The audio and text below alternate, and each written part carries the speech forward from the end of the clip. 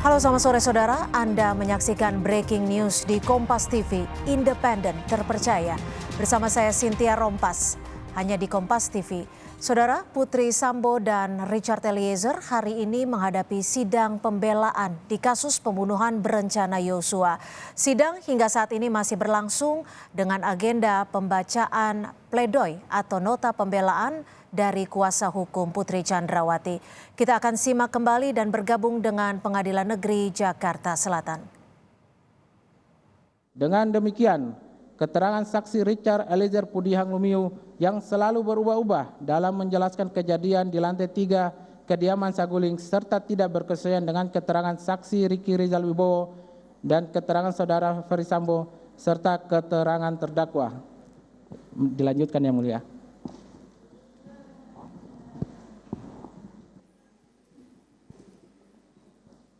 Mohon izin dilanjutkan yang mulia.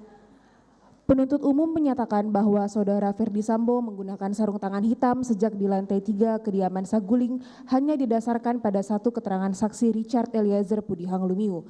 Vide surat tuntutan halaman 48 angka 56. Ironis, penuntut umum hanya menggunakan satu keterangan saksi, yaitu keterangan saksi Richard Eliezer Pudihang Lumiu. Terlebih keterangan tersebut bertolak belakang dengan keterangan saksi lainnya dan rekaman CCTV. Penuntut umum menyebutkan saudara Ferdy Sambo menggunakan sarung tangan hitam sejak berada di kediaman Saguling sebagai suatu bentuk persiapan dalam perencanaan.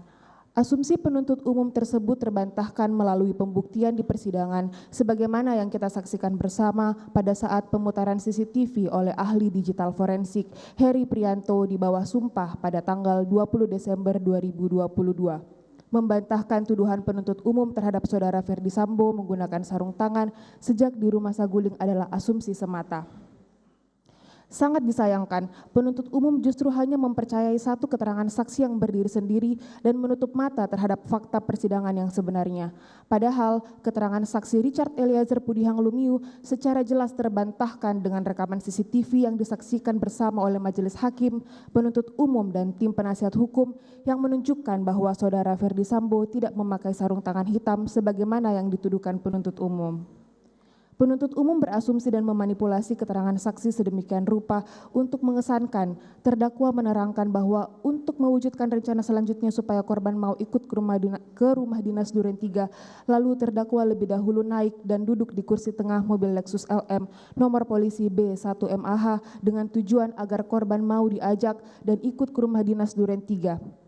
Pada pokoknya, penuntut umum membangun tuduhan bahwa kepergian terdakwa ke Duren 346 untuk isolasi adalah siasat untuk menggiring korban ke rumah Duren 346. Hal ini merupakan asumsi yang keliru dan tidak didukung alat bukti yang muncul di persidangan.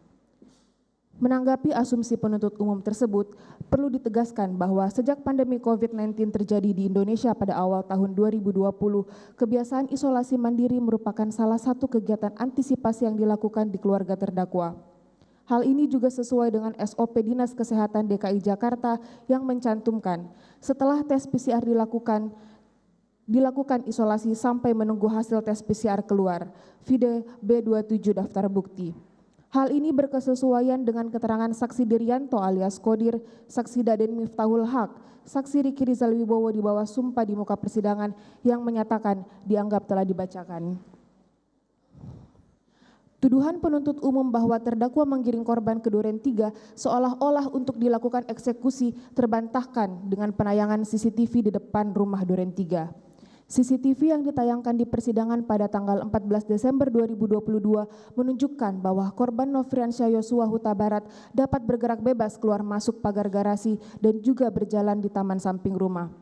Dengan demikian, terbukti penuntut umum telah memanipulasi keterangan saksi-saksi dan terdakwa seolah sebuah peristiwa biasa perjalanan terdakwa untuk isolasi ke rumah Duren 3 yang sesuai SOP protokol kesehatan dibangun seperti bagian dari langkah perencanaan pembunuhan. Tuduhan penuntut umum tersebut bertentangan dengan sejumlah keterangan saksi, tidak bersesuaian dengan bukti CCTV, dan tidak logis. Penuntut umum berasumsi saat menyimpulkan perbuatan saksi Kuat Ma'ruf menutup pintu kediaman Duren 346 merupakan bagian dari perencanaan. pada fakta yang terungkap di muka persidangan bahwa terdakwa tidak pernah mengetahui kejadian saksi Kuat Ma'ruf. Terlebih lagi, tidak ada fakta sidang ataupun alat bukti lainnya yang menunjukkan jika terdakwa mengetahui kejadian saksi Kuat Ma'ruf menutup pintu kediaman Duren 346. Penuntut umum kembali berasumsi saat